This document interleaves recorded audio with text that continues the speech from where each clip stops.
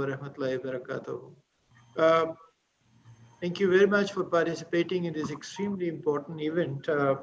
We at Comstech are committed to conduct lots of activities in broad areas of developing science, technology, and its applications. And certainly, this event of today is extremely important because we have a very eminent researcher, a very eminent academician, and a very eminent entrepreneur who has not only learned, taught, and practiced, but also he has actually modified, invented new methods of entrepreneurship, learning, and teaching. We all understand that world is moving forward and new technologies are coming forth, and the whole economy is actually now based on new paradigm, and these new paradigms are emerging because the conventional wisdom really tell us that the old way of doing business would not really work in a changing world. So very fortunate to have Dr. Nauman. I was really hoping since the beginning that we would have this event as a physical face-to-face event, but hopefully soon, inshallah, when situation will improve and confidence in traveling would improve, then we will do it in a major way and will invite people from different OIC member states. So let me have the honor of introducing Dr. Nauman Farooqi, a very distinguished scholar. He is currently the Dean of Business and Social Sciences and a professor of entrepreneurship and finance at Mount Allison University in Canada. He also served as the coordinator of the university's academic integrating officer. He also served as the president and CEO of a spin-off company based on research conducted at Mount Allison University. So as I said, that he's also a practicing entrepreneur in a field in which not many professors would like to venture in. Dr. Farooqi received his MBA and Ph.D., major finance and minor marketing from the Richard Sheffield School of Business, St. Louis University. He also received an MBA degree from the Quaid-e-Azam University, Pakistan in 1985, where he taught in the Faculty of Social Sciences. Dr. Farooqi previously worked as an economic advisor at the American Embassy in Pakistan and as a president and CEO at Asian Capital Management Limited, an investment advisory firm managing over rupees 100 million mutual fund, as well as a World Bank funded consultant for Privatization Commission, Government of Pakistan. So he had been very much engaged with Pakistan as well as other international organizations. He's also an active, very active in consulting various national and international organizations and was a regular contributor to Globe and Mail. He has been the recipient of Paul Pear Excellence Award from Mount Allison University, Canada, in recognition of excellence in both teaching and research at Mount Allison University. He is a very frequent visitor of Pakistan, largely through his passionate attachment with young people here. And we at Comstech would like to benefit not only for Pakistan, but for other OIC member states. And I'm sure that the relationship between Comstech and Mount Allison University through Dr. Nauman Farooqi would lead to lots of very good activities in future also. With this, I would like to invite Dr. Nauman Farooqi for his excellent presentation. Thank you so much, Dr. Chaudhary, for your very kind and generous introduction. Assalamu alaikum, everyone who's participating in this workshop today. And thank you also to Madam Hanifa Beg and Mr. Shahryar and Mr. Fasih for coordinating the behind-the-scenes technical part of this online world that we are navigating.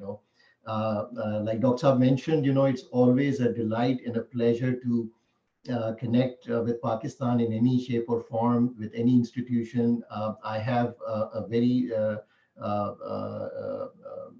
vast kind of experience with working with and in partnership with Comstech, and I'm delighted to be here and share some ideas with fellow colleagues and I think so. It's a learning exercise in which I'm here as a learner just as much as other people are here. So we're going to share some knowledge, some information, and hopefully we will both benefit out of this exercise, inshallah.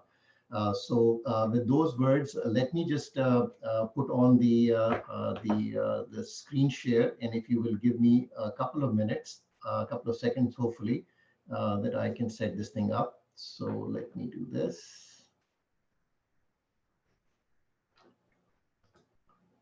All right, so I hope everyone can see the PowerPoint slide. We can see that. Thank you. Wonderful, thank you, Dr. Saab. All right, so was uh, uh, as was informed earlier on, the topic of today's workshop or lecture is innovation in entrepreneurship education using experiential learning to connect theory and practice. And let me just quickly share with you an agenda for the workshop. This is a kind of a 2-hour long kind of a session, but I hope that we will be able to kind of benefit from this and hopefully walk away with some interesting ideas around experiential learning.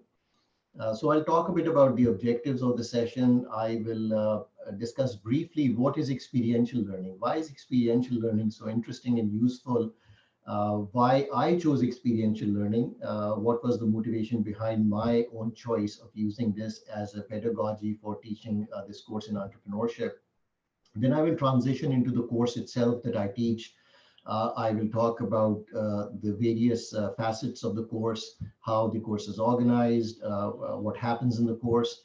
I will talk about my role in the course. I will talk about the evaluation process, the use of reflective learning, if you will, in the entire exercise. And the idea behind, again, is to share with you my experience, and certainly everyone who's using experiential learning, they have different experiences, but this is essentially my experience. Then we will morph into an exercise mode. There is a handout that was passed around, I believe circulated earlier. So I will request the participants to go on and attempt exercise number 1. And essentially what it is, thinking about all that I have said, how do you look at experiential learning? What is it that you can think about in terms of ideas for using experiential learning, and how would you implement those ideas? That should take around 10 minutes or so. And at the end of that, I will ask for some volunteers who would like to share their ideas with the group. And the way that we will do that, because we are working in a virtual environment, if you would like to present your ideas, I would request that you go into the chat and just kind of just say that I want to present, and the moderator will call on you and you can share your ideas. When you share your ideas, I would really request that you keep them brief. So let's try to use about 1 minute to 2 minutes time. And we'll probably have opportunity for maybe sharing 4 or 5 ideas, because I see, mashallah, there's a long list of participants, which is really great. So we'll restrict it to about 4 or 5 so we can effectively and efficiently use the time. Moving on, I'll talk a bit about the course feedback. I'll talk about the spin-offs from the course, what has actually happened after the course ended. And we'll wrap up with a second exercise, again, which will be an individual exercise. And finally, there'll be an opportunity for the participants to provide any comments or ask any questions. And just like for the presentation of the exercises, I will request if you can go into the chat mode and just kind of identify that you would like to ask a question, and the moderator will call upon you to kind of ask the question. I expect we will take a break of around 5 minutes in at the midpoint, if you will. So that people could take a quick break, but otherwise that is the program. I hope that's good with everyone. So without further ado, let's jump right into it. All right, so in terms of what I would like to kind of identify as the objectives of the session, I hope and expect that at the end of the session you should be able to develop an appreciation of experiential learning. Like, what is experiential learning and to really appreciate the power of experiential learning. I want to share my experience of using experiential learning in a specific entrepreneurship course that I teach. And hopefully that will kind of, create an opportunity for you to look at opportunities within your own disciplines to use experiential learning. Also, I'm going to talk about the pros and cons of applying experiential learning approach to your areas of teaching. I'll talk about some of the pros and cons from my point of view. And I will also share with you a check-off list, like, these are the things that you really need to focus on before you embark on implementing experiential learning in any course that you want in future. So as we're talking about entrepreneurship, I think so it will be useful when we kind of start that we talk about defining terms, if you will. So depending on the textbook, depending on who you're talking to, entrepreneurship is defined in various different ways. One of the definitions is entrepreneurship is the willingness to pursue new product concepts, ideas, and processes, and to obtain the human, material, and financial resources necessary to implement a plan for achieving for-profit and non-profit objectives. Now, if you look at this definition, I have no problem with this definition, except that it's too long. Like by the time you kind of get to the end, you've forgotten what was happening, what the definition was in the beginning. So it's a rather elaborate, it's a rather long definition, a comprehensive definition, some people might say. But what I would like to suggest is the definition, which is the second bullet point in the PowerPoint, which is entrepreneurship is an entrepreneurial orientation, encompasses not only knowledge, but entrepreneurial skills and entrepreneurial attitudes and behaviors. So that is really the key, in my humble opinion, that it's not necessarily the knowledge only that really helps you. It's the entrepreneurial orientation, the way you look at things, the way you look at problems, the way you identify opportunities, right? And your attitudes and behaviors. If you look at a problem, do you go and say, oh my God, this is a problem? Or you look at it and kind of say, this is interesting, it's a problem, but is there an opportunity built into this particular thing? And how can I really leverage that? So I'll give you a very interesting example. When I was studying in the United States, this is around the time when the Berlin Wall in East Germany, between East Germany and West Germany was torn down. So obviously it was a rubble, right? A lot of stuff was demolished. There were bricks and cement and stuff like that, and they were just kind of pushing them with bulldozers on one side. Now, if an ordinary person would look at that, they would kind of say, oh my God, that's a lot of garbage, right? That's a lot of garbage. Now we have to pick this garbage, put it in trucks and take it somewhere and chuck it out and what have you. But there was this entrepreneur in St. Louis in the United States who saw that television news program. And the next thing he does is that he jumps on a plane, flies to Germany, contacts the people who are clearing the rubble, buys a couple of tons of that garbage, like, the bricks and the pieces of stones and everything else, buys that, a couple of tons of that, charters a cargo plane, brings it back to America. He breaks it up into small pieces, puts them into really nice velvet pouches, puts them in a really nice box, and sells it for $20 each as a piece of history. So just imagine somebody who's looking at rubble, bricks and stones and cement and stuff like that, which is going to be discarded and really dumped somewhere. This particular person saw an opportunity in that and said, you know what? The Berlin Wall was a very historical, a kind of a structure. And by putting it into that really special packaging, I think so it probably cost him maybe $3 or $4 per piece. And he was selling it for $20. And he sold so many of these, thousands upon thousands, that he had to go back and buy more rubble and come back and pack it and send it out. So the point I'm making is that an entrepreneurial orientation essentially, allows one to look at problems, but also look at it from the point of view of, is there an opportunity in this? What is it that I can do in order to solve this problem and in order to create an opportunity? So let's talk a bit about experiential learning. So experiential learning essentially is an effective teaching method that allows students to learn through hands-on experience, right? Experiential learning places students in situations that allow them to experience the challenges and processes of practical life. And I'll give you an example in a bit. So if you go back and look at researchers, David Kolb in 71 defined experiential learning theory as the process whereby knowledge is created through the transformation of experience. So what you're doing is that you're placing people into situations in which certain things happen, and those things create experiences, and those experiences create the knowledge which they then use in order to improve themselves or improve the company or the entrepreneurial venture. It increases motivation and long-term retention, uh, develops real-world skills. Doing in addition to hearing and seeing is always more, kind of useful, if you will. It's integrative, connects the different streams together. And experiential learning has been used in work settings, military training, professional certification, independent study, entrepreneurial situations, and in the medical profession. If you look at the medical profession, they use experiential learning a lot. When a doctor qualifies, they go and do a residency or a house job. And that is experiential learning, that's hands-on learning. So another interesting example, which will clarify what experiential learning is, just imagine that today I was going to teach you how to drive a car, all right? And I was going to use a PowerPoint slide.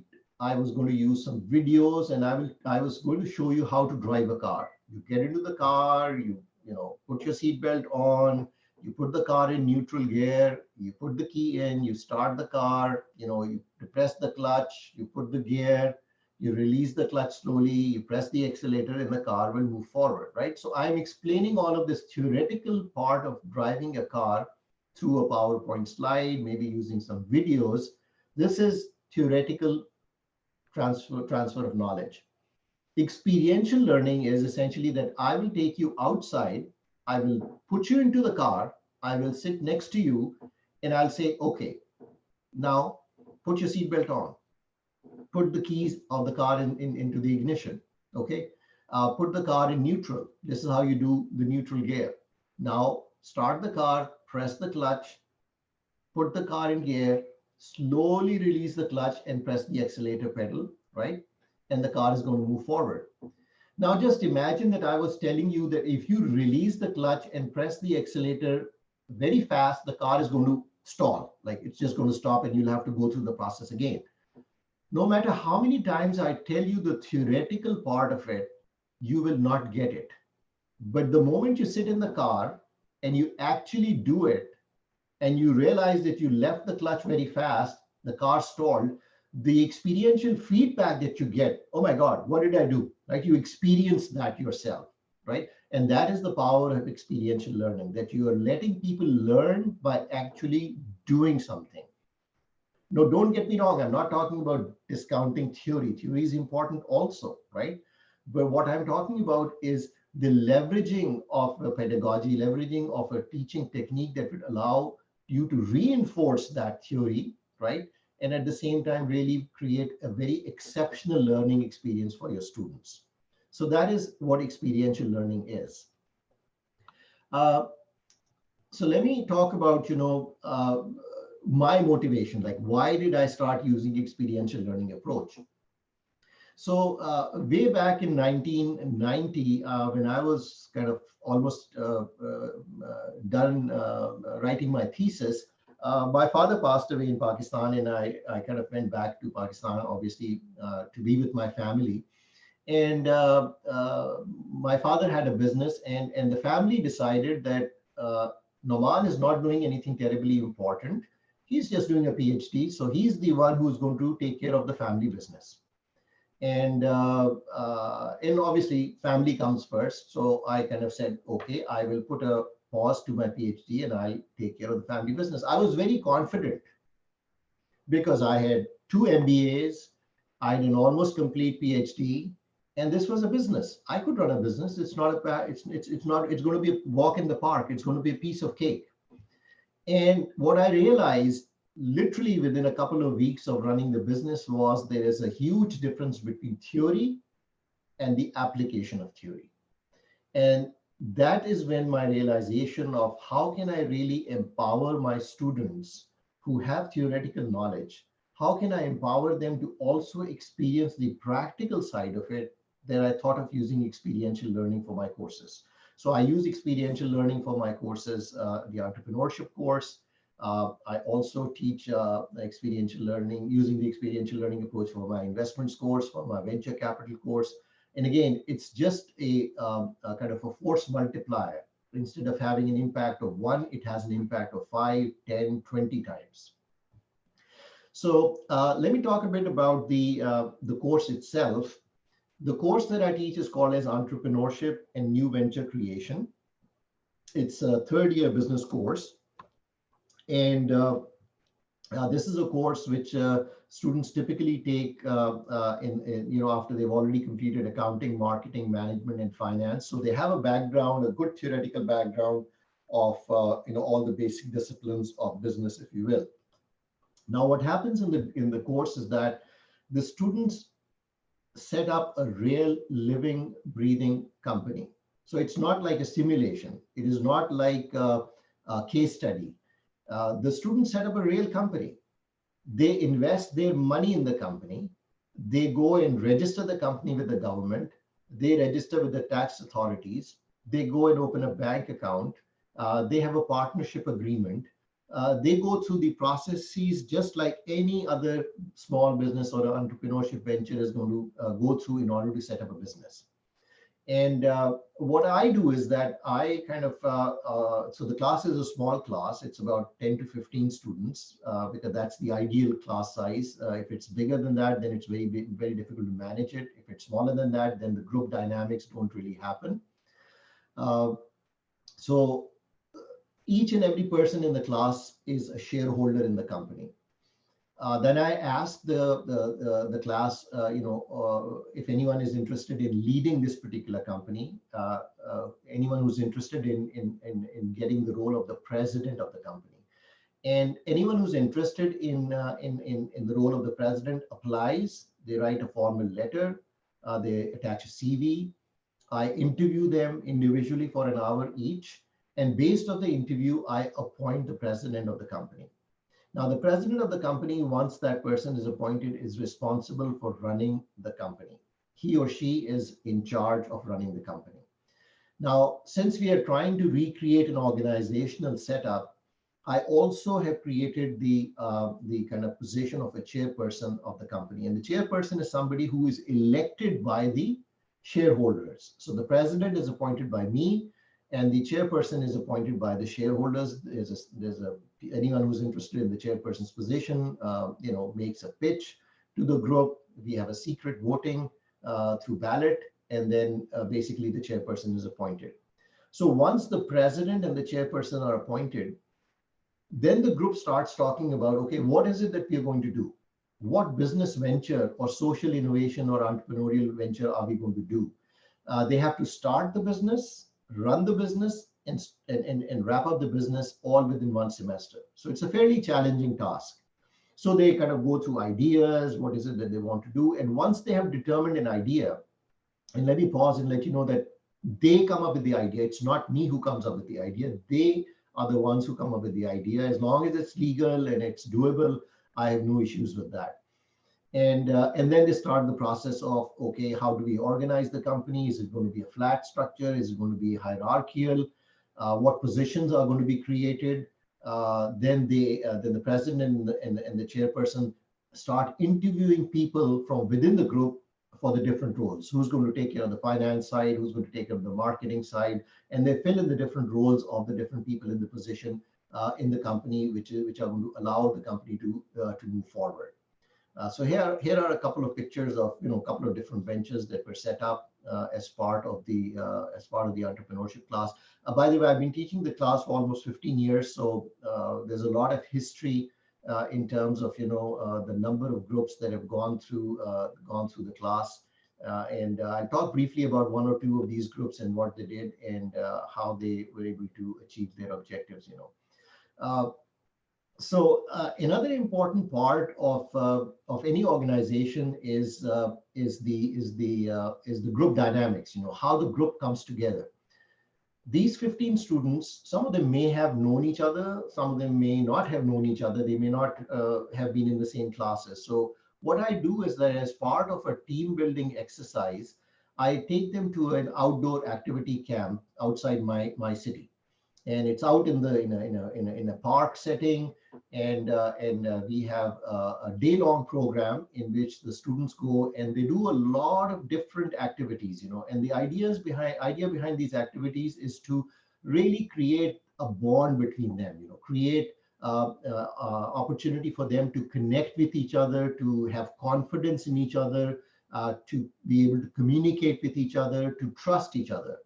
And it's a very long day. We have lunch over there in the park, and we have lots of, you know, physical activities, a lot of mental challenging activities that they do in groups. And at the end of the day, they're very, very tired. But what has happened is that they really have gelled and really got together as a group. And I think so that's a really important activity that we do. It's a rewarding exercise because at the beginning of the exercise, and it happens every time, students are saying like, why are we going? What is the point of going to this park? Like, we're not kids anymore. Why are we doing this?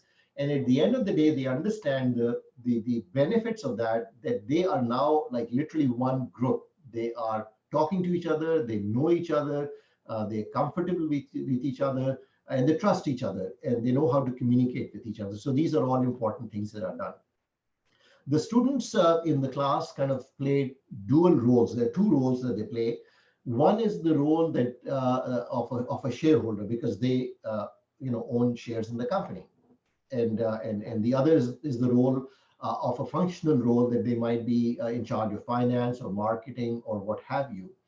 And this also brings in another interesting dynamics into the course, because we know about the conflicting goals of owners and managers, right? Owners want something, managers want something. But in this particular situation, the owners and the managers are the same people. So they have to look out for not only their own interests, but also the interests of the company, because the interests of the company and their interests are merged together, right? So they go up and they go down together. Now, just a quick note on the shareholding, the amount of money that they invest in the company.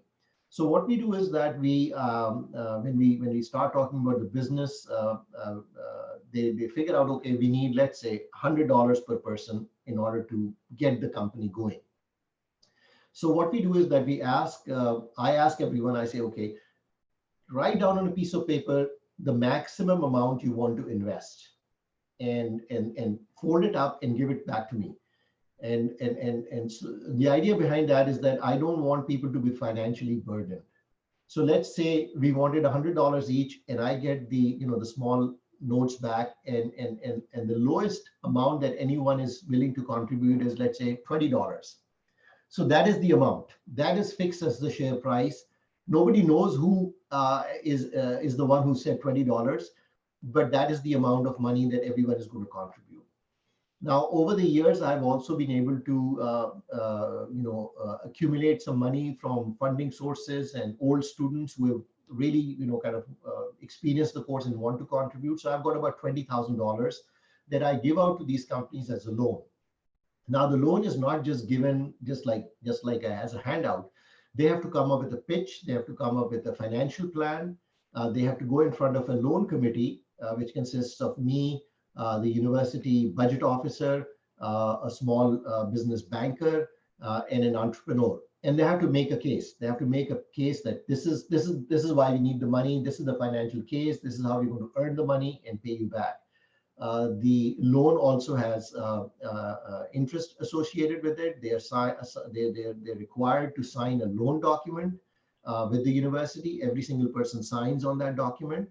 And touch wood, over the last 13 or 14 years, every single company that has borrowed money has returned the loan with interest. And I think so the students really take this on as something which is very important, because they understand that if they lose the money, the next group will not be able to get the loan, right? So it's a huge responsibility for them. Also, I go out on a regular basis, like once a month. I take the president and the chairperson to lunch, so that we can talk about how the business is doing and what are the issues and challenges. And again, my role is that of an advisor. I don't tell them what to do. My choice is essentially to kind of engage with them and have a conversation about their challenges. They're also encouraged to take part in business plan competitions. And some of the companies actually were very successful. They actually won more money in the business plan competitions than they did in the business itself. So again, creates another level of opportunity for the students. So let me now quickly share some student videos on what the students said about experiential approach. When I walked in this class, I expected this to be the easiest A I would ever get in my entire life. There's no tests, there's no exams, but boy was I wrong. This is, you will work your ass off in this class, and this class does not end at 5 o'clock at night. It does not end on Friday when the weekend hits. This is a class where you will really, really work hard, but at the end of the year, you will never feel more proud about something that you've done than what you have done in this class. Compared to other courses I have taken, having to study out of a textbook, I would say I have learned more in this semester in this course than I have in any other course I've ever taken, because I actually got hands-on and I actually applied some of the stuff that I've read over the years, not so much learned. I actually think I'll remember it when I go out into the workforce. I've gotten the most experience out of this than any other job or course I've ever taken, so I think this was the best decision on my part, was to take this course, and I would do it again in a heartbeat. This course was amazing, experiential learning at its best. The spirit of competition was amazing. And we didn't have a video at the beginning of the course, yet I was very surprised that no one dropped it. We left the first class with blank faces, yet we all came back for next class. And yeah, I'm really proud to be among the students who took it for first year. It's first year is offered, and I'm proud to be I'm proud to be in the group that took it the first year. So the question arises, what is it that I do in the course? The students are running the enterprise, what is my role? So at the beginning of the class, I kind of define my role as to what I will do in the class. So my role essentially is that of an advisor, of somebody who's available to ask questions, to run ideas by. I really make a very conscious effort not to give them answers. So if they come and ask me a question, I don't give them an answer or a solution to that problem. I give them choices. I tell them, well, here's choice A, here's choice B, here's choice C, and here's choice D. So you can do any of these things, but it is your decision. It is your choice. It is your decision. It is your company. You have to decide what is it that you want to do. And I even give that particular, I don't even tell them, if I know very well that they're making a wrong decision, I do not stop them. That is a part of experiential learning. I let them make the mistakes and learn from the mistakes. So a lot of times it happens that, they're making a decision. They've asked me for choices. I've given them the choices, and they have chosen an approach that I know is going to really, land them into trouble. But I don't stop them. I let them do that, because once they make the mistake and they realize they've made a mistake, they will never make that mistake again, because they have experienced the repercussions of that choice. So rather than me telling them, hey, don't do that, because you're going to lose money, or this is not going to be good for marketing, or what have you, they will probably, they may listen to me, I'm the professor, but they will not learn anything, and they'll go into the future and make the same mistake again. But if they experience something themselves, or they make a mistake and they realize firsthand, oh my God, we lost money. Oh my God, we lost that client. They will realize that more consciously, and next time around they will not make the same mistake again. So like I said, I only provide them with choices, with opportunities that they can explore and look at, but never do I give them the right answer Although at times, a lot of times based on my experience, I know if they do this, this is what's going to happen, but I don't tell them that. They also have access to all of the faculty members in the business program and the university. So if they have a marketing related problem, they have access to the marketing professor. They can go to the accounting professor if they have any issue with the accounting part of the company. And also talking about accounting, the students are required to get their books audited by a chartered accountant at the end of the semester. So they have to get a clean bill of health from a chartered accountant, which basically says, yes, here is a clean bill, everything that was done properly. The profit that they've declared is actually a true reflection of what happened in the company. They also have access to the students who had taken the course the year before. Because this is a third year course, students who graduate go into the fourth year. So the next batch coming into the third year has the students who have already taken the course in the fourth year, so they can always go and talk to them. And typically, I invite the president of the previous company to come and talk to the current group, so that they can share some ideas and tips as to what to do and what not to do. And it really makes a difference. It's not the professor telling them, these are the things that you should take care of. It's actually a fellow student who's telling them they should look at that. So an important question, if you are a professor, you're thinking, okay, so how do you evaluate the course? And as the student said, Adam Duncan, the student that you saw in the first video clip, he said there are no tests, no exams. And students who kind of take the course kind of jump and say, wow, this is great. No tests, no exams. But like he said, this is a much more involved course. Over the last, 13 years, 14 years I've been teaching the course, I have regularly asked for feedback from the students and asked them how much time do they spend on this course compared to any other normal course. And the response is they spend 2 to 3 times at least more on this course than they spend on a regular course. And the really interesting part of that is that it's not me who's asking them to spend more time. It is they themselves who are interested in spending more time, because it is their own baby. It is their own venture. They have really taken this particular company and this particular entrepreneurial venture as their own, and they want to succeed. And that's why they want to put in more time, not because I am asking them, you got to prepare for a test or a quiz or an exam. No, they're doing it because they actually want to succeed themselves.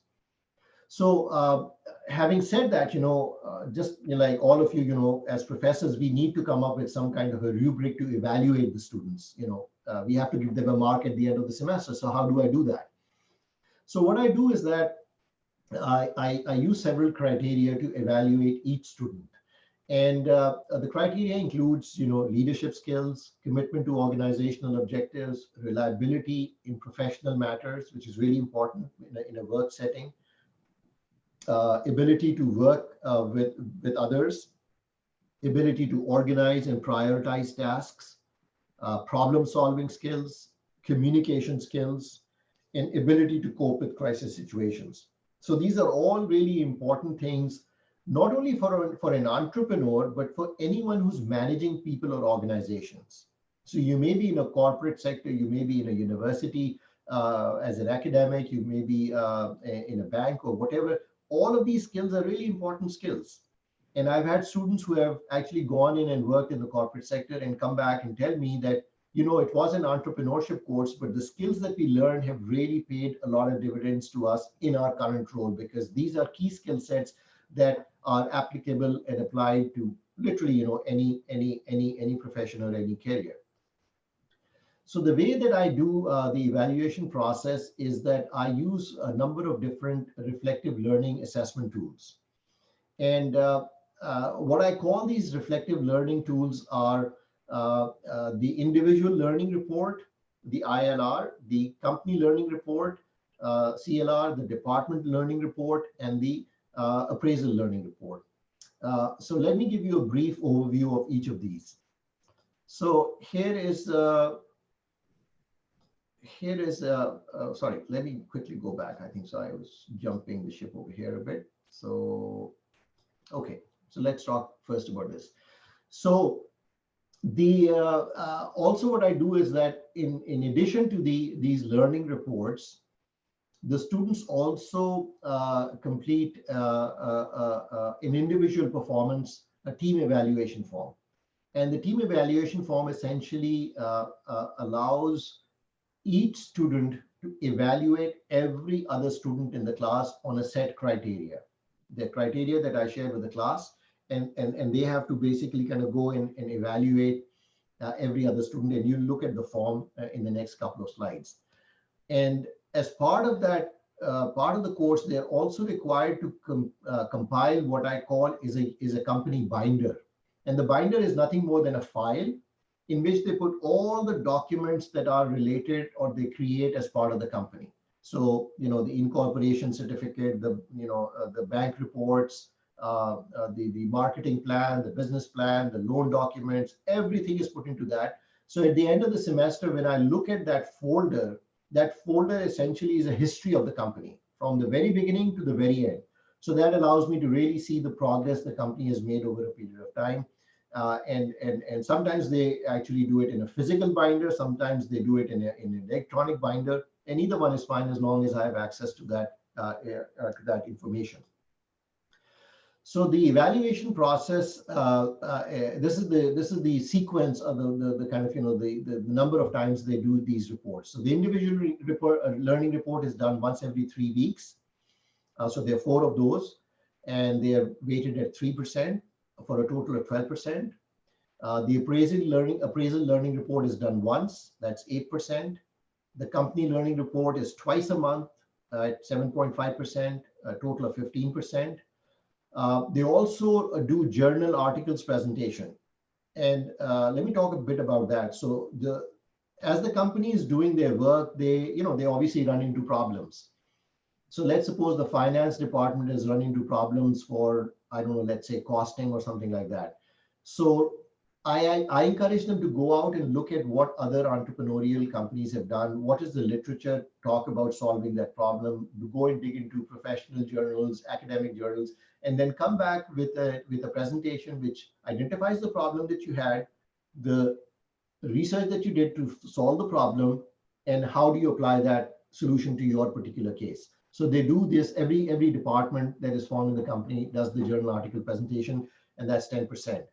They have a mid-semester peer evaluation. This is the evaluation I was talking about, in which every student evaluates every other person, and that's 10%.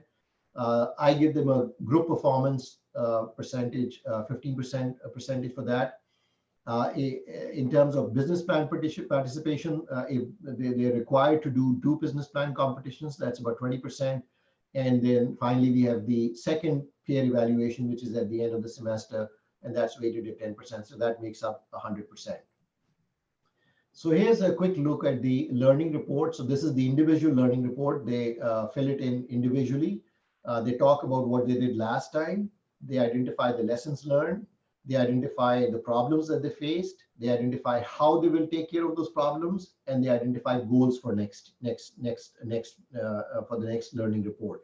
And I read all of these, and I kind of provide them with feedback and comments, and this allows me to really get a sense of the students, where they are, what they're learning on an individual level, and collectively as a company also.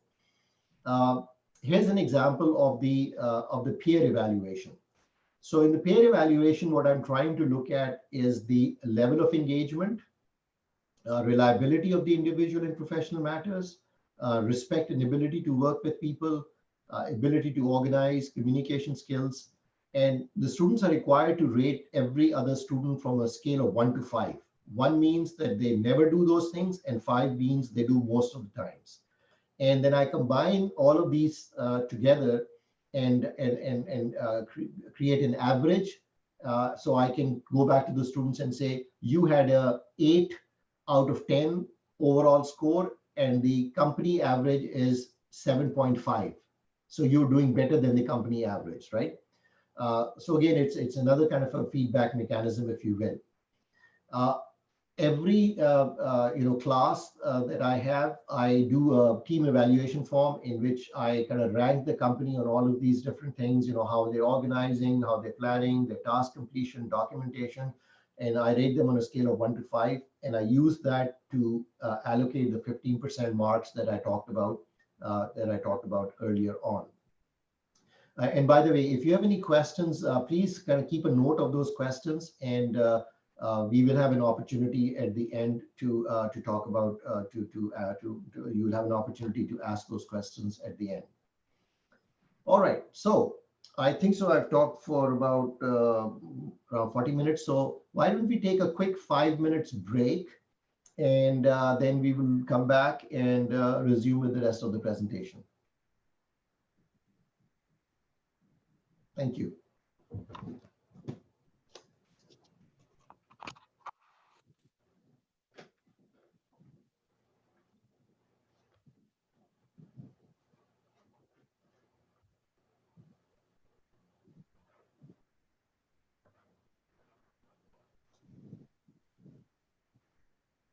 Ji Shahriyar Sahab, can you hear me?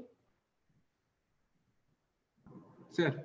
Yeah, just wanted to say, so we are just taking a quick 5 minutes break, and then we'll resume in 5 minutes, inshallah. Sure, sure. All right, great. Thank you.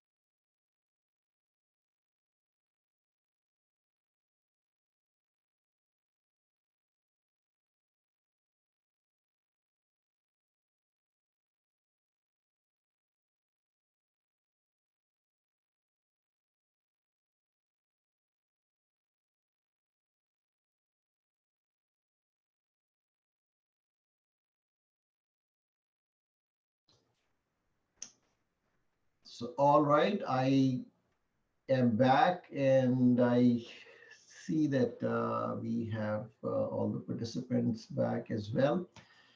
All right, Shayyar Saab, is it good to start? Ji sir, बिल्कुल, please. All right, excellent, thank you. All right, so let's resume our conversation on the reflective learning. So in terms of what the students have, provided me with some feedback, it really allows students with a unique opportunity to learn from the experiential approach. And as they're learning, they are pausing, right? They pause and they reflect on what they did last week or 2 weeks ago, and they pause and then they think about, like, what is it that I did that worked? What are the good decisions that I made? What are the decisions that really did not work out very well? And what is it that I can do in order to improve myself?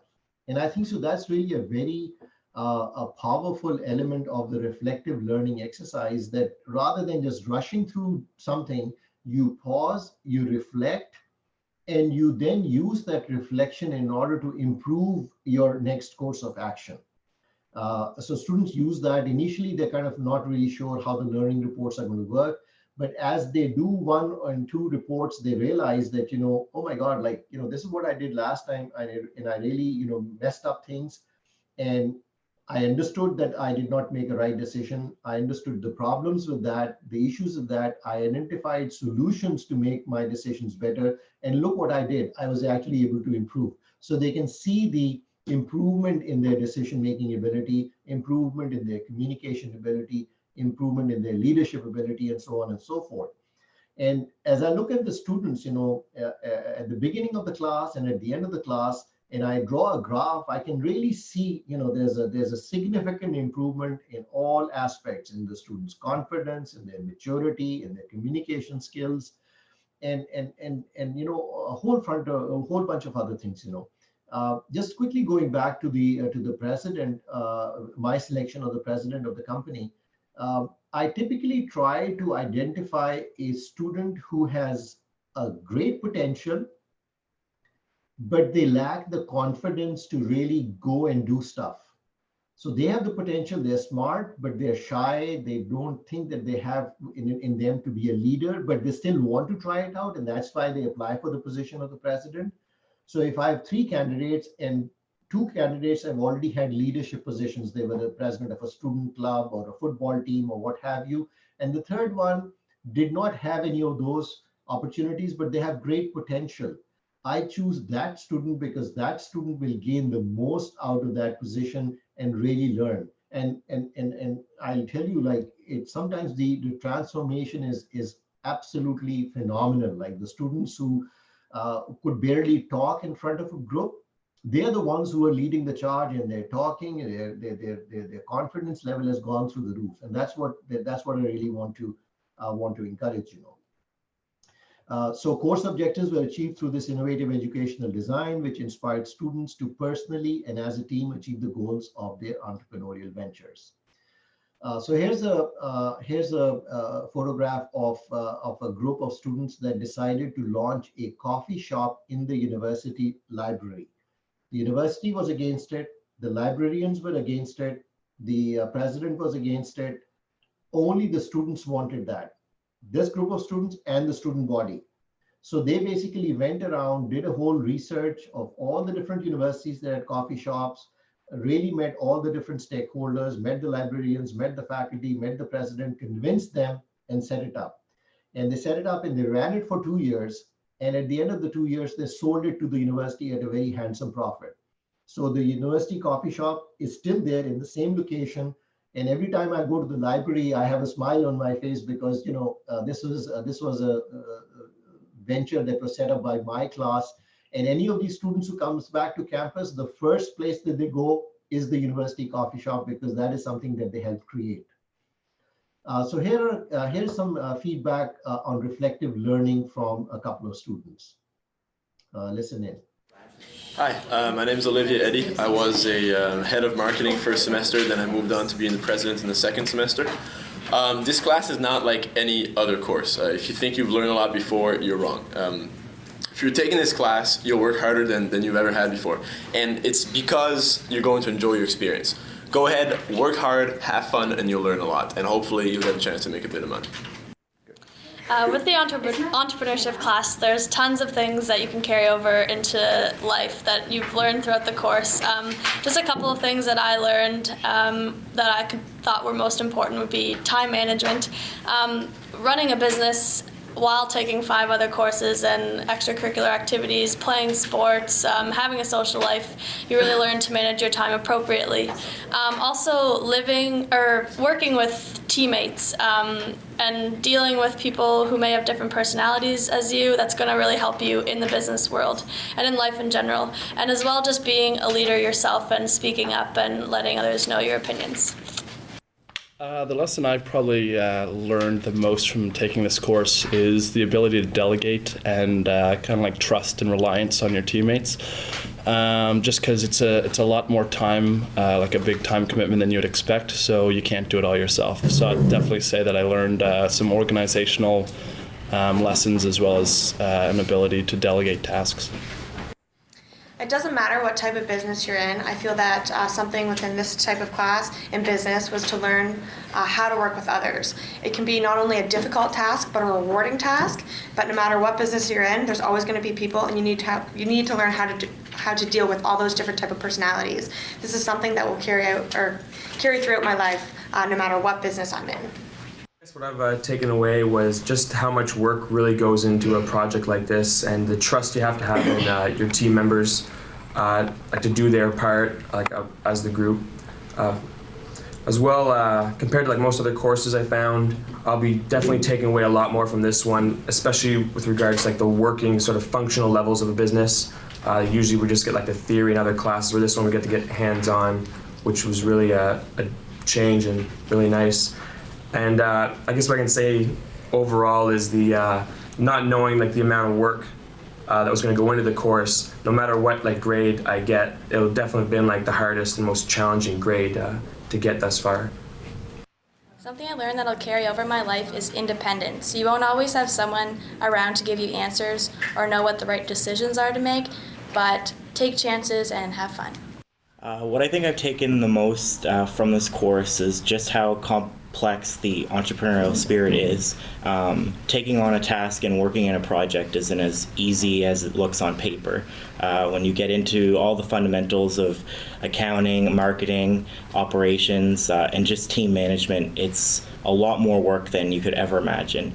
I've also learned how valuable experience is over profit. So even being unsuccessful in certain aspects and maybe not coming out as successful as you wanted to, the experience experience you take from it and the lessons you've learned will be something that I will always reference to and continue to build on in my life.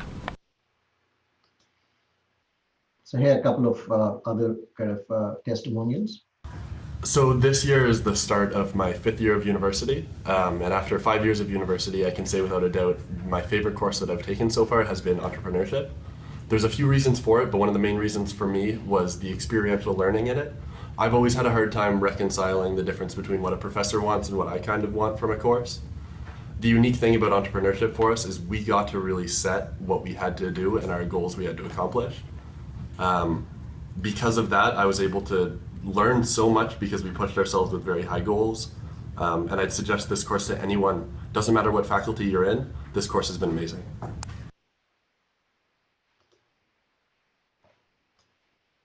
Okay, so I think one of the biggest challenges of entrepreneurship was really setting and getting and establishing great communication.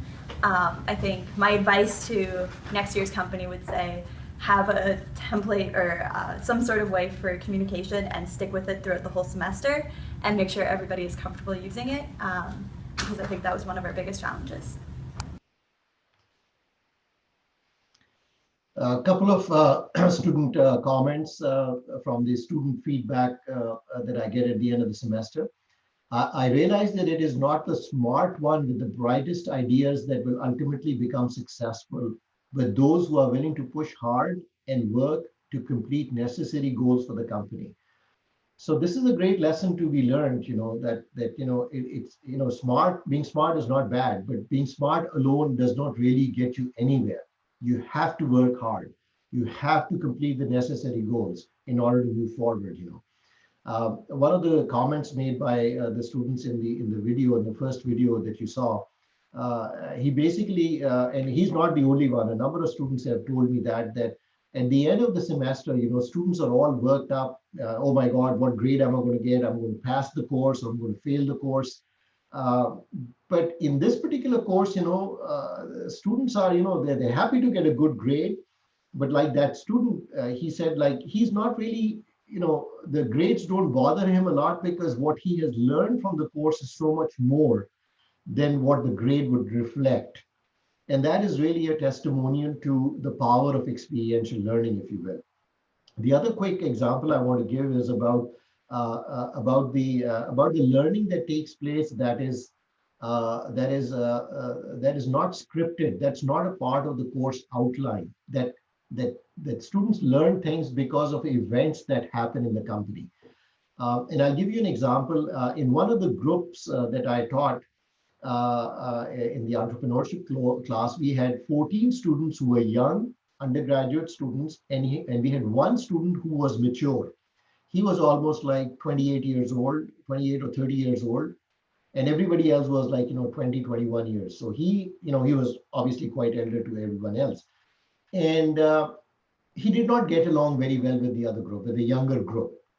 And they were kind of, constantly, there were discussions and arguments back and forth because he had a different way of doing things and understanding things, and they had a different way of doing things. And it got to a point that in one of the meetings that we were having, and we don't have classes, we have meetings in which, we have a boardroom in which people sit around the table and the meeting, the business of the company is discussed. So in one of the meetings, everybody's sitting down and the meeting starts, and this mature student walks into the classroom, hands out a letter to the president of the company, wishes everyone a good day, and walks out. And so the president opens the envelope, he reads what is written on the letter, puts it back, and I can see that the blood is coming down from his face. And he's, you can see there is something that, is bothering him. So at the end of the class, he rushes and he kind of comes in and hands me the letter, and he says, this is a legal notice, he is a shareholder, and he is given us a legal notice that, we are not complying with the company policies, and we are not complying with we're not protecting his interests as a shareholder. And what should we do? And so I told the president, I said, look here, so this is a legal notice by a shareholder, what will you do in the real world? Would you talk to me? And he said, no, I should probably be talking to a lawyer. And I said, then what are you doing talking to me? Go and talk to a lawyer. So they went and talked to a lawyer. And at the next meeting, now this student is also sitting in the classroom, and the president goes and walks up to him and gives him a letter. The student opens the letter, reads it, puts it in his pocket, and walks out of the classroom. At the break, I go outside and the student is standing there and he shows me the letter, and it's a legal notice in response to the legal notice that was given to him by that he gave to the president of the company. So now both the parties, the younger lot and this mature student, are going over company law and articles of association and memorandums of association and their rights and obligations. Now, this is something that was not a part of the course outline. That was not included in the course outline, but now these students are getting all of this experience because of a situation that happened in the company. And obviously, at that point in time, before the lawyers got involved too much, I kind of jumped in and I said, okay, let's try to meet together and without the lawyers, and let's try to resolve this issue. So we had a 2-hour long meeting in which we were able to resolve the issue successfully. And they signed a document which basically said, okay, this is the end of the story. We will not do anything else. And then they went on, kind of the company went on as usual. But again, the point was that here was a learning opportunity that happened because of a situation that was created in the company that was not a part of the course outline. This was not scripted, but it happened because of a certain situation that was created. Here's another comment. The course has allowed me to see the dedication, research, and planning needed to make the simplest of ventures to work. And people think about, oh yeah, setting up something, a company is no big deal. But when they actually go into the details, they realize that it takes a lot of time, effort, and organization to do that. So now what I want all of you to do is that if you can open up your the first exercise, exercise number 1, and I want you to think about a course that you teach that can benefit from experiential learning approach. You may think about adding an experiential learning module to an existing course. So you can either take an approach that I have taken, that the whole course is experiential, or you can take an approach in which you can have your course, but you can add an experiential module to it or an experiential exercise to it. So if you can think about those ideas and put them down on the piece of paper. So we'll have about 10 minutes to do this exercise. And I'll start the timer right now. And once you're done, if you would like to share your ideas with the group, please message please put in a message in the chat box, and the moderator will then call you to kind of provide to kind of share your experience. So let's start the timer right now, and you have 10 minutes to complete the exercise. And if you teach more than one course and you want to jot down ideas on how you can apply experiential approach to more than one course, please do that. So we will reconvene in about 10 minutes time.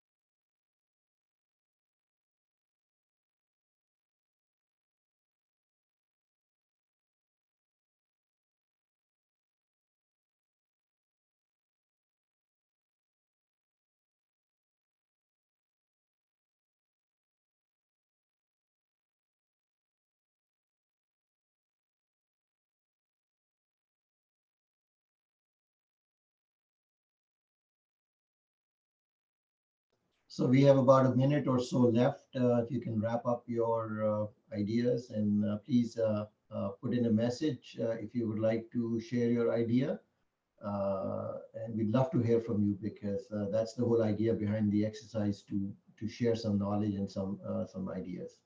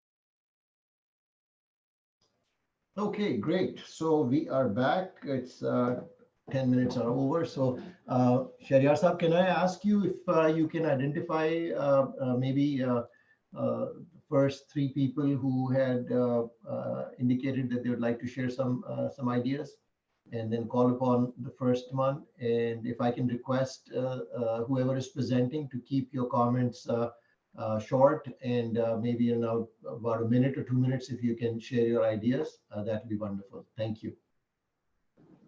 Those who are interested in sharing their ideas, kindly let me know, so that we may unmute you, and you may present your idea. And if there are no volunteers, you know what we professors do. I will call upon somebody randomly. So if you want to be called on randomly, I'll be more than happy to do that. Or otherwise, just please share with me, share with us your something. So that'll be great. Thank you. So we may wait for like 30 seconds, and if nobody shows up, then probably you will have to do the honors, sir. As a professor, we don't mind doing that. We like putting people on the spot. So I'll do that. So let's wait for a couple of, as you have suggested, Shahryar Saab, we'll wait for maybe 30 seconds or so. And again, like I said, we're all learning in this space. So I would love to hear, some of your ideas. And again, there's no right answer. There's no wrong answer. We're all learning in this area. So don't feel shy about that.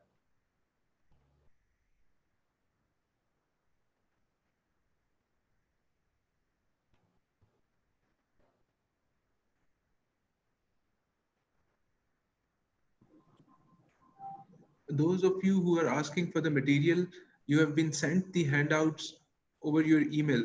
So kindly check your email if you don't have the handouts with you. Shahryar Saab, I saw somebody raising their hand.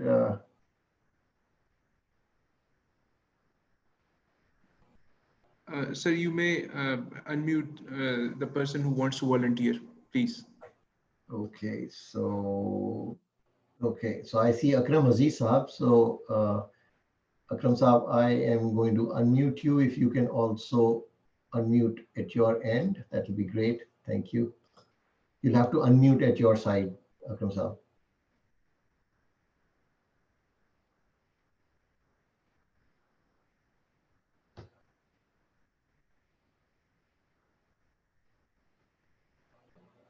So Akram Saab, you had your hand raised. Do you want to share some ideas with the group?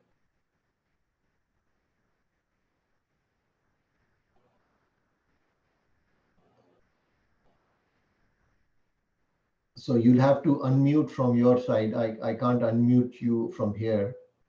I'm trying, but it's not letting me. It's asking me to ask you to unmute. Yeah, we can hear. Yeah, please speak up.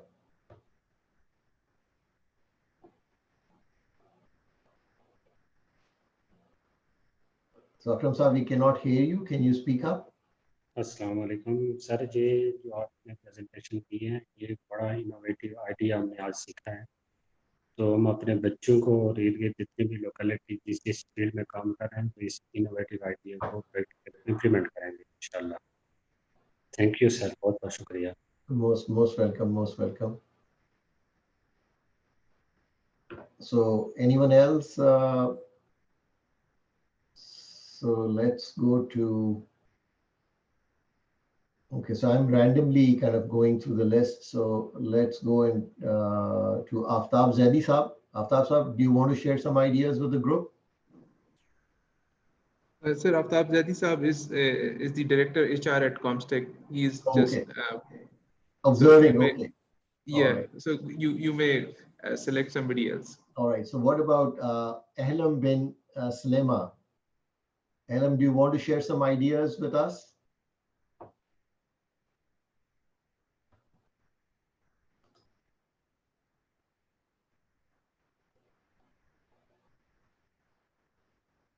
Okay, I'm going down the list now.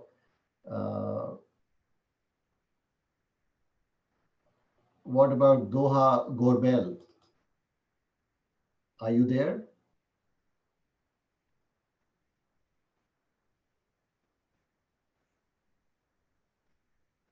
Okay, so let's, I think so. Let's go to Indonesia over here. So Endang, can you hear me? Can you, do you want to share some ideas with us?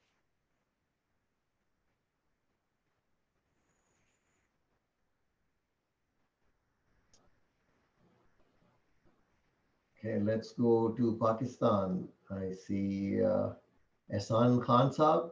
Ehsan Khan Saab, do you want to share some ideas with the group?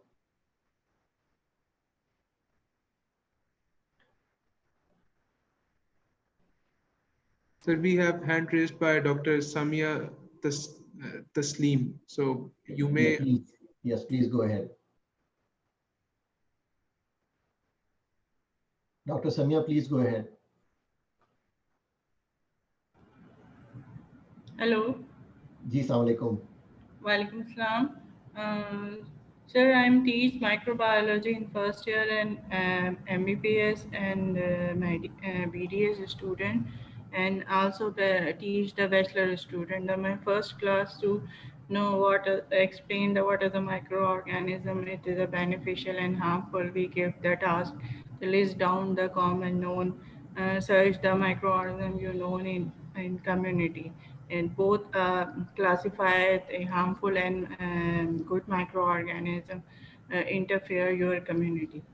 This technology I approach in our teaching strategy. Okay, great. Thank you. Thank you. Right, so let's try one more person. Anyone else interested? Sir, Alam bin Slaima has unmuted herself, so you may ask her if you want to. So, doctors, sorry, yeah. So if you can please go ahead.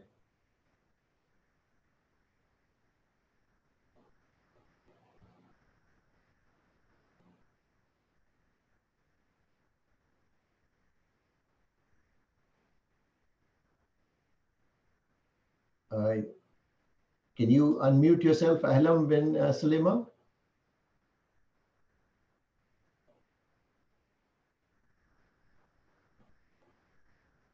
Okay, so let's go down to Tanveer Ahmed. Tanveer Saab, do you want to share some ideas with us?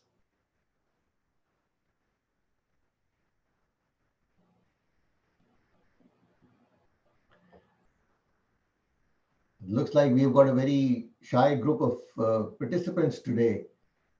Usually, you know, there are so many people who are volunteering, but anyways, I think so. Let's move on. Shahryar Saab, do you see anybody else? Sir, we do not have any hand raised as of now. I guess either you can identify a person randomly, or probably we may proceed ahead. Yeah, so I'll just maybe I'll go to Mr. Muhammad Ali, UMT. Do you want to share some ideas, Muhammad Ali Saab?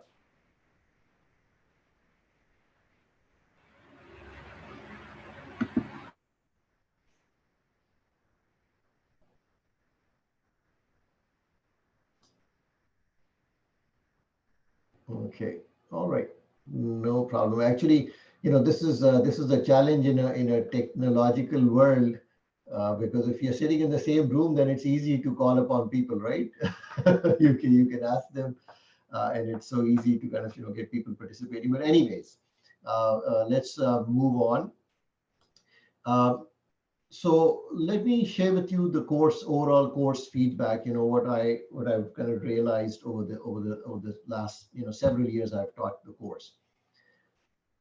It's important that students have a strong understanding of theory, but at the same time, I think so for really an exceptional learning experience, we have to find opportunities for students where they can interface theory with practice. So you learn about something and then you actually implement it and really get your hands dirty trying to do the work that you have learned how to do.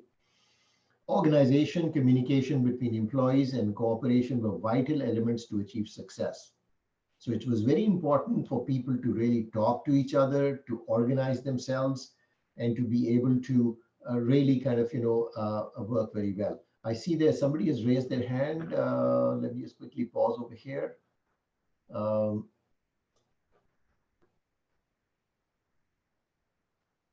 Because somebody wants to share an idea, we are more than happy to let them share the idea. Shariar Sahab, do you see somebody's hand? I thought I saw somebody's hand going up.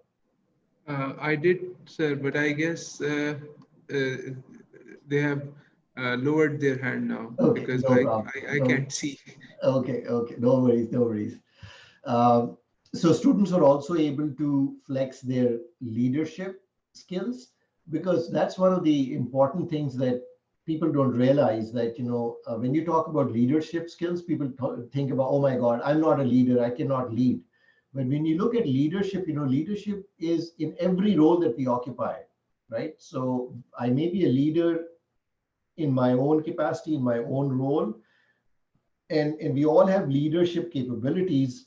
This course allows people to really flex and display their leadership abilities, because they're put into positions and situations in which they have to make decisions, they have to trust other people, they have to make other people trust them. So really improves their leadership skills. Like I said earlier on, the reflective learning exercises that the students do really help them understanding their own self. What is it that really is good about the decisions that they made? How can they learn from those mistakes? Students enjoyed making decisions and learning from their own mistakes. One of the students that you saw in the videos, when he talked about failures, his company actually lost money. They were just able to repay the loan, and they did not make any money. They actually lost their shares, the amount of money that they had invested in the shares. But despite that, they really kind of, their feedback was, what, we learned a lot of things, even from our own mistakes. And that's really an important lesson to learn, So like I said earlier on, the students were provided feedback on a regular basis, which allowed them to really kind of, improve themselves as they move through the class. Success was not only measured financially. Obviously, the company made money; they got some extra bonus points for that. But also, success was measured by the degree of knowledge gained and what they learned out of the exercise. Records were audited by a qualified chartered accountant.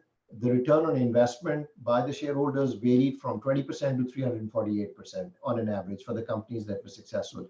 So there were two companies. One company actually lost money, but was able to repay the loan. The other company really made zero profit. So they had a break-even point in that set.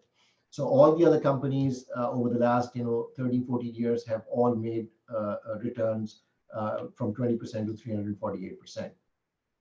So in terms of, if you're an instructor or a professor who is thinking about using experiential learning, here are a couple of things that you need to be aware of.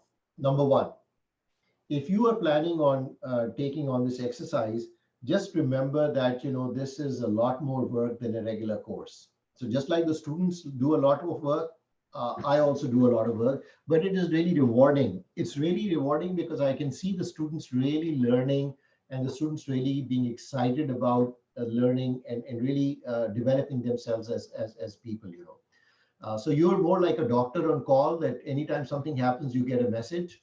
I use a software application called as Slack, Slack, and that is like the platform that is used for all company business, all messages, all documents, everything are on Slack. And 1 year, I got a message from Slack because I was using the free version. I did not get the paid version. And in one semester, we had crossed the 10,000 messages free messages limit. So we had crossed the 10,000 messages, and so Slack got back to me and they said, if you still want to continue using it, you have to buy a subscription because you've gone beyond the 10,000. So you get a lot of messages. And as I was making the presentation, because the class is going on in this semester also, my phone has been constantly, the Slack is sending me messages because they're talking about the business, what needs to be done before the next meeting. So if you want to have a course like this, make contact with advanced contact with key people like your head of department, your dean, your vice president, so that they know that this is what you're doing, because this involves, students going out, engaging with the community, engaging with with the people in the city, and so you need to be sure that the school and the dean and the head are aware of that. If there are any ethics committees that are involved at your university, please do kind of connect with them. Make sure that the administration knows what you're doing. If your university wants your lawyer to be aware, because you're entering into contracts and agreements with outside parties, so involve those. Any other people that you think would be useful to inform before you start something like this. So some of the spin-offs on the course. So like I mentioned, the coffee shop was set up by my students. They ran it up for 2 years and then they sold it to the university. Another group of students set up the first craft brewery in this town where the university is. And after running it for 1 year, 1.5 years, one of the students who was a part of the company graduated and he bought the company from all the other students. So he paid the shares and a premium to everyone else, and he bought the company, and he's now running the company for the last 2 years now, very successfully. He's done very well. In one of the companies, the students decided to do a social innovation venture in partnership with the municipal committee of the town. Another one that is working on the project right now, and this is my class that is running right now, they have taken over a bowling alley that was closed for the last 6 years. So they took it on, they've reconditioned the whole thing, they've painted, cleaned, they've set up a marketing plan, they've set up all these different kind of promotional activities, and we are expected to open next week. And so I'm looking forward to that, and everybody is super excited about the grand opening. All right, so just a quick exercise, and let's I know we're about 20 minutes to 9 o'clock, so I'll give 5 minutes for people to complete this exercise. This is again based on what ideas you had earlier on. Can you think about some pros and cons of the application of experiential learning to your teaching? So you may say, yeah, this is a great idea if I do this, but these are the things that are advantages.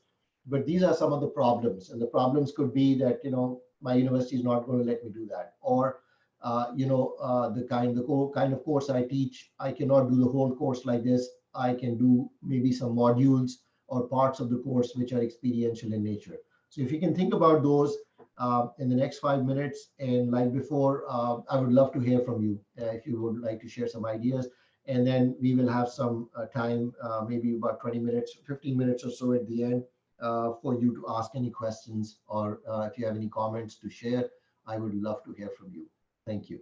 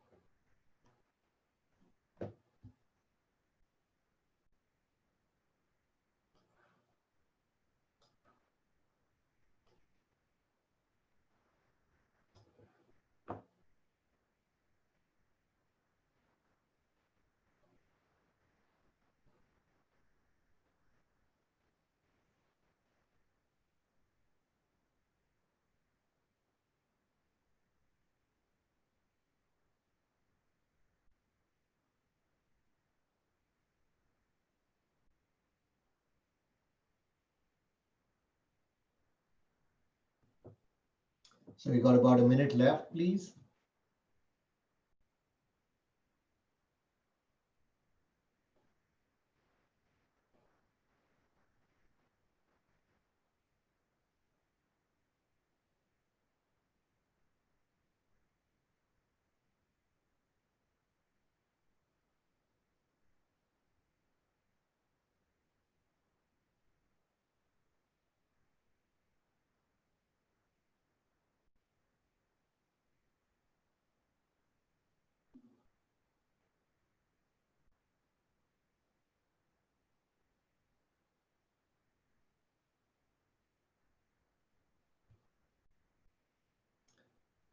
So I've finally been able to figure out how to activate chat while I'm on the call, which is great. So thank you so much for sharing the comments, and thank you also for explaining that your microphone was not working and there were some technical issues about the internet. So absolutely no worries about that. Thank you for your comments, and also delighted to welcome people, participants from all over the world. So I see people from Azerbaijan, from Cameroon, from Indonesia, obviously from Pakistan. So mashallah, excellent, good to see a good participation, and thanks to this technology that allows us to do this, Okay, wonderful. So do we have any volunteers who would like to I can see some comments in the chat and I'll read those, but if anyone is interested in maybe presenting some of the ideas that they had or the pros and cons, love to hear from you. Okay, Nidhi Kaka, you want to say something? You have your hand raised.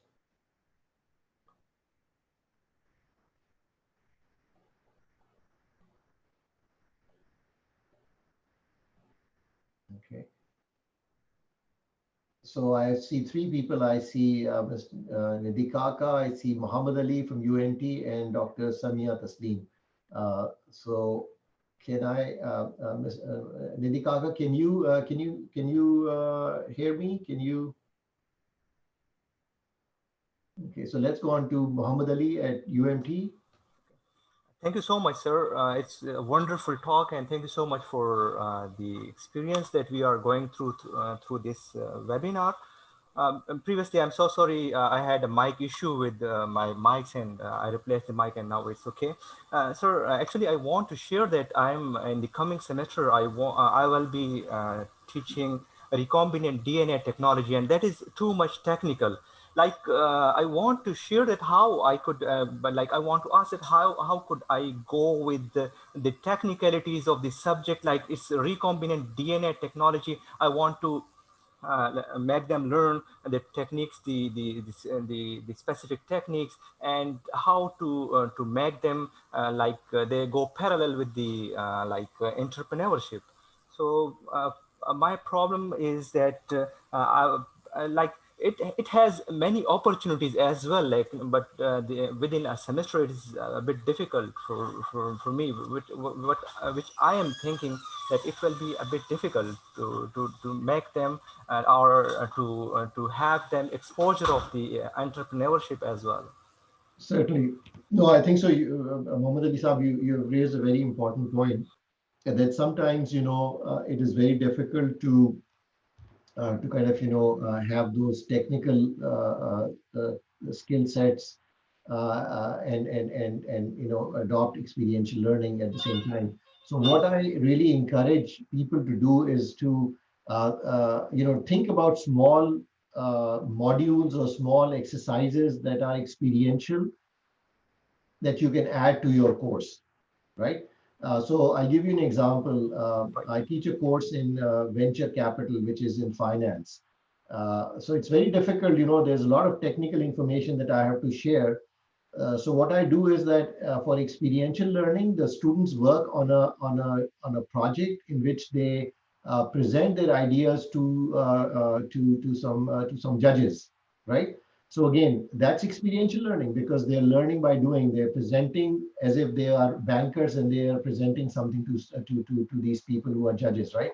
So in your own discipline, if you can find small modules that you can then kind of use to enhance your learning. So maybe turning the whole course would be difficult, and sometimes the courses you can't do that, right? And that is fine. But here is a tool that you can use, if you will. That's right. Okay. Dr. Samia, I see your hand is raised. Do you want to say something, please? Can you please unmute? Yeah, thank you. Yeah.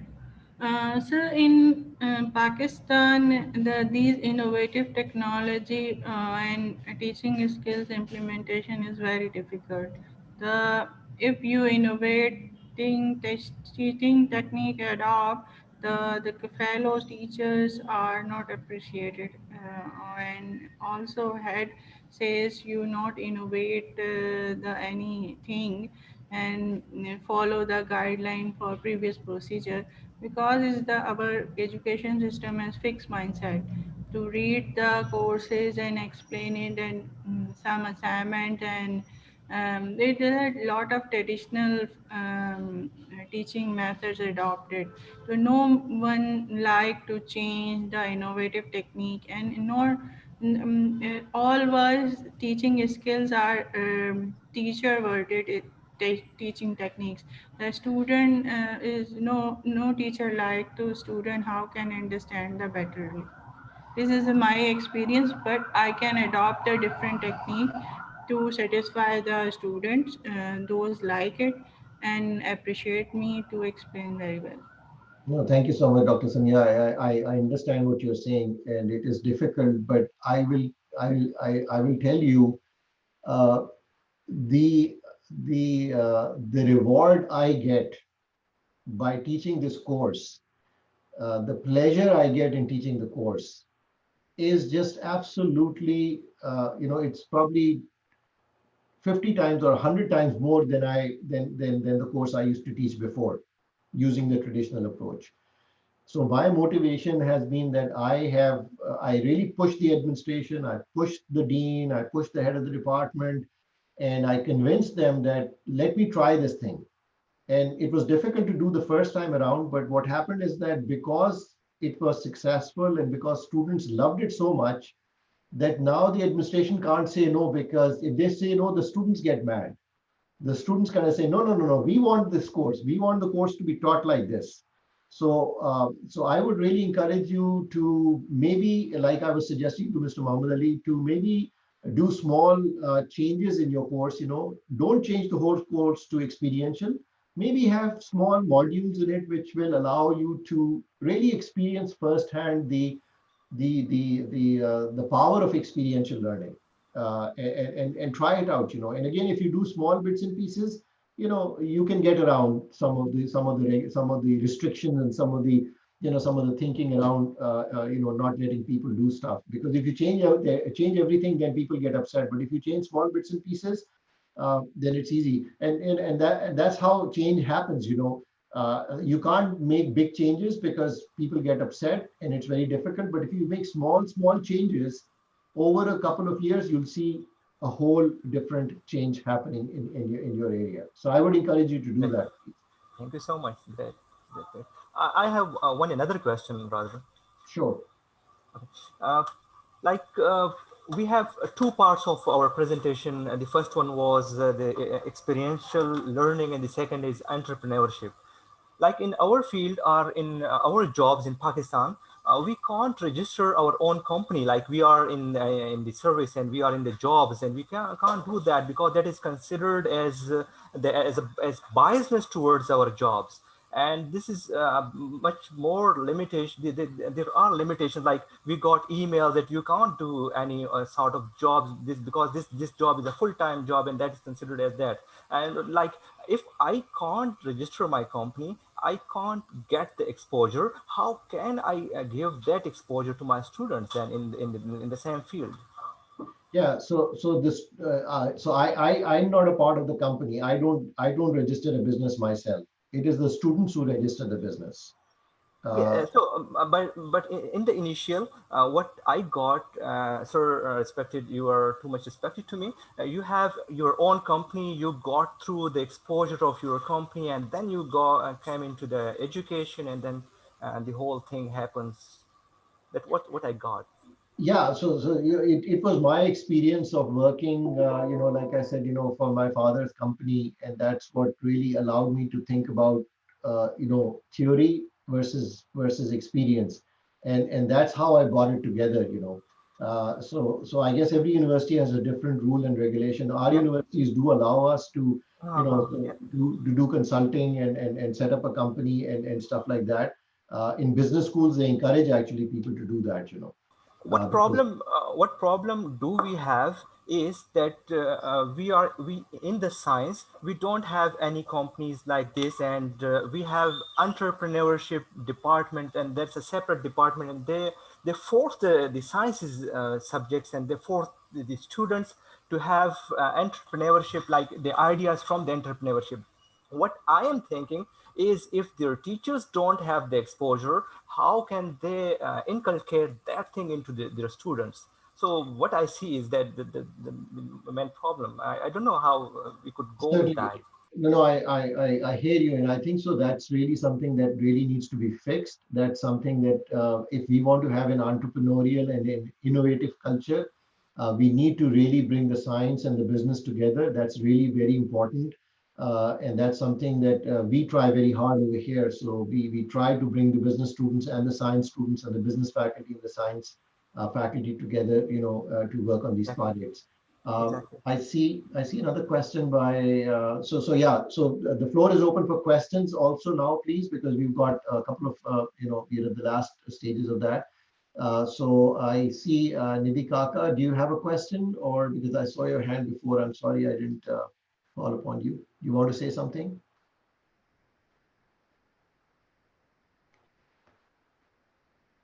Okay. So I see some comments also. One comment is from Bilal. In third world countries, we have cultural problems. I agree, but I'll tell you what. I taught this particular course in Pakistan when I was teaching at Qaid Azam University and at International Islamic University's business program. So I've done it before in Pakistan. And I was able to successfully do that. So I would encourage you to do that also. Obviously, there are problems, but that's what we try to teach our students in business, to overcome the problems. So that's really, that would be my kind of suggestion, that try to find ways and means in which you can try to make a change. So Nidhi Kaka is saying, can I be muted? Yes, you can be muted. I've sent you a request, so you have to mute your microphone from your end. If you go to the setup, you should be able to unmute yourself. Let me go back again and see. Here we go. So can you unmute it from your side? Because yeah, wonderful. Please go ahead.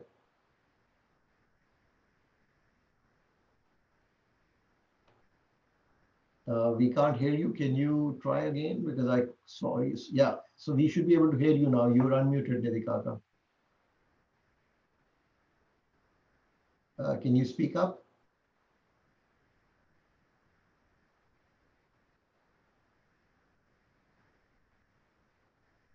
We can't hear you. Do you want to type in your question, and I can answer your question on the chat board?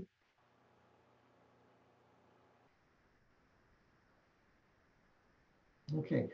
So, folks, we are getting close to. Sir, we have a question from Ahlam bin Slima, and she has written her question: how to apply experiential learning in the teaching of our lesson, considering that the students do not have the same capacities to accept information? Sorry, come again. Could you repeat that, please?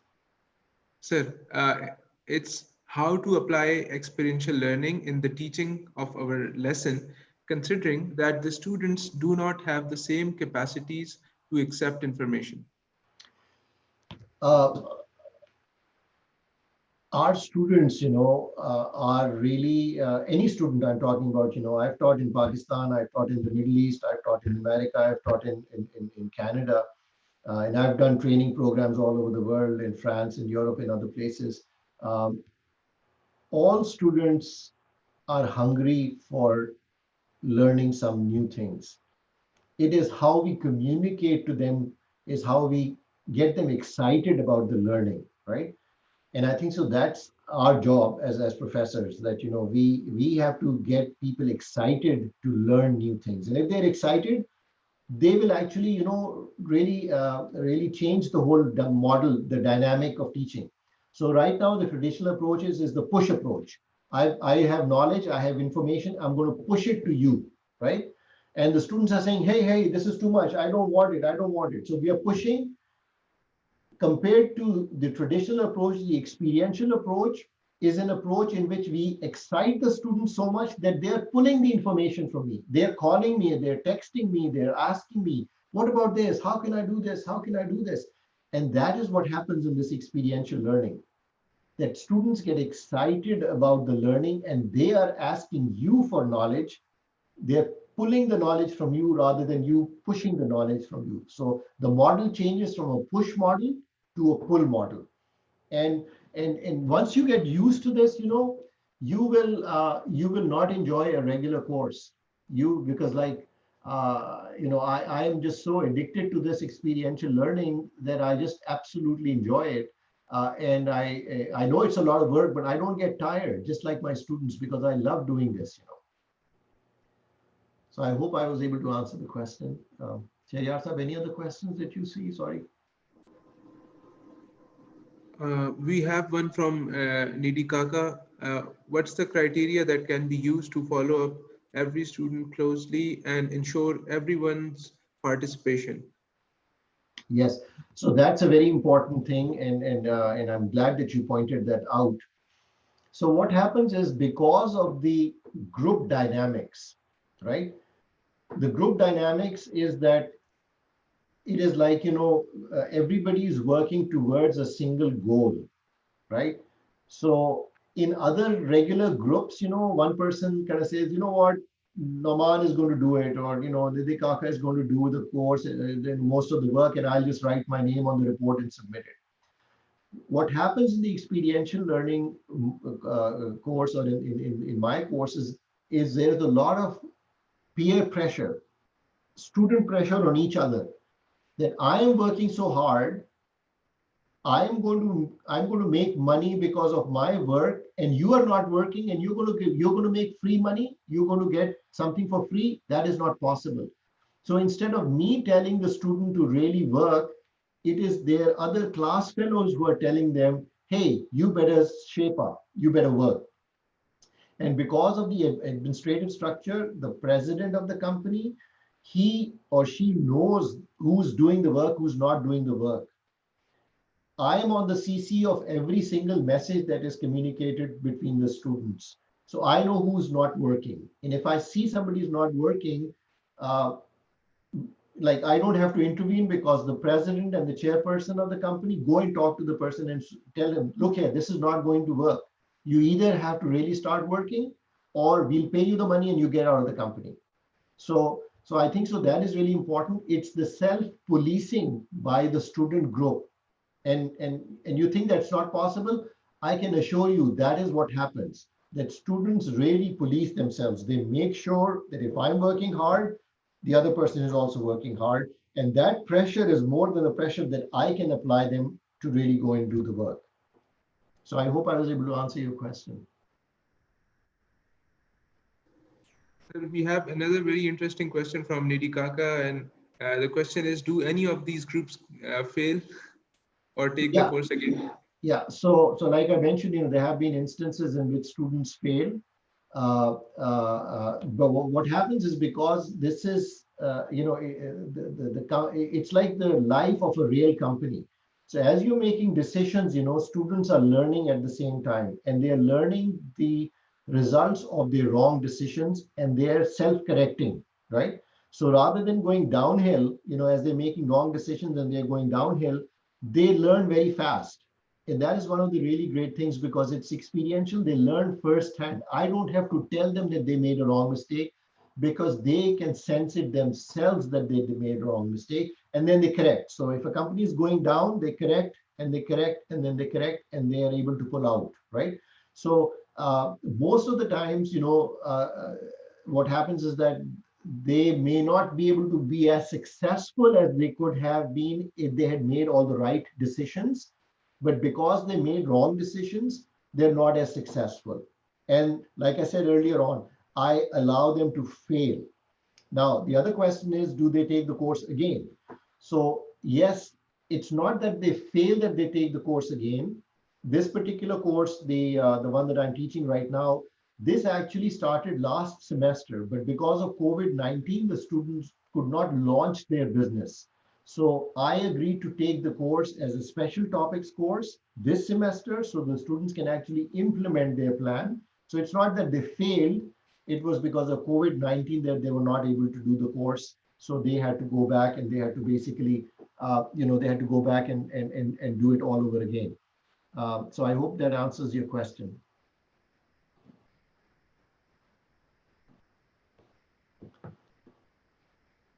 Okay, so Doha Gurbal has a comment, I believe.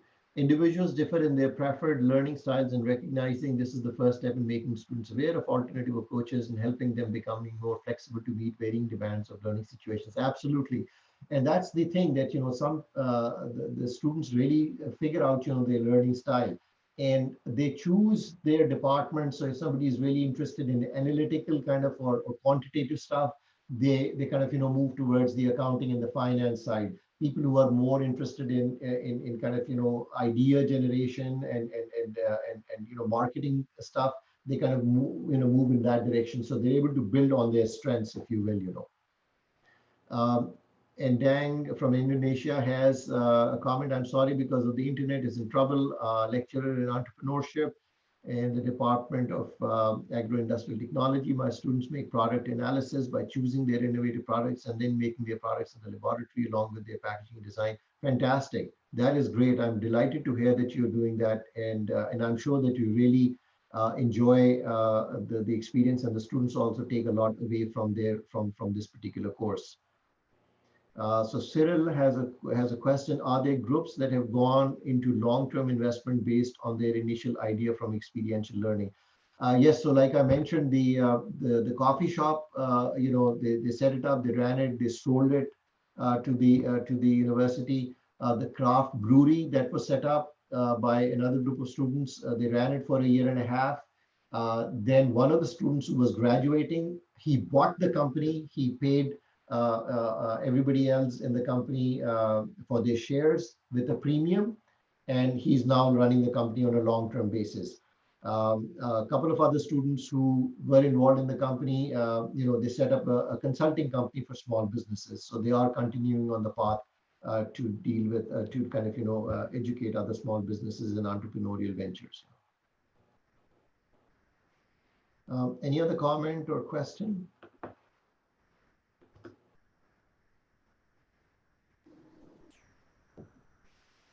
We can take one more question if you have any. Please. Certainly, yeah, because I was just checking the time. It's about 9:06, so yeah.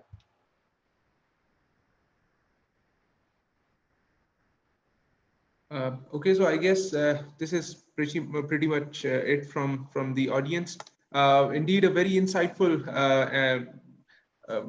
presentation on innovation and entrepreneurship. Thank you so much, Professor Nauman Farooqi. It was a pleasure having you. Indeed, bridging industry-academia disconnect is something that we should address ourselves to in order to make education more effective and outcome-based. And I really hope that this will go a long way towards achieving the aforesaid objective. So, sir, thank you so much again, and we really hope to have you again for more such sessions. Thank you so much. No, thank you so much. My pleasure to be here and share some ideas. A special thanks to Dr. Iqbal Chaudhry, Comstech, Madam Hanifa, to yourself, Shahryar, and to Mr. Fasi for facilitating this. And to all the participants from all over the world, it's absolutely a delight and a pleasure to be able to connect with all of you. And inshallah, look forward to an opportunity of participating in such workshops and such exercises in the future. So thank you once again. Take care. Have a great evening or afternoon wherever in the world you are. So thank you so much. Assalamu alaikum. Thank you. Thank you so much. Take care. Assalamu alaikum.